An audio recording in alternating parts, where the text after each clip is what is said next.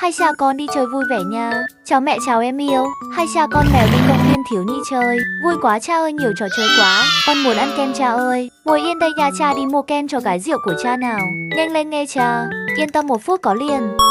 Kem tới rồi đây con gái. Của con ơi đâu rồi? Mèo con ơi, con ở đâu?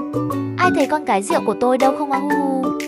Mọi người ơi, tìm mèo con giúp với. Tiêu rồi về nhà chắc nhiều xương. Với vợ quá. Con cẩu xanh khả nghĩ ta đi theo mi này giờ rồi. Con ta đâu, thỏ xanh mi ở gần nó nhất khi ta đi mua kem. Cha ở đâu con sợ?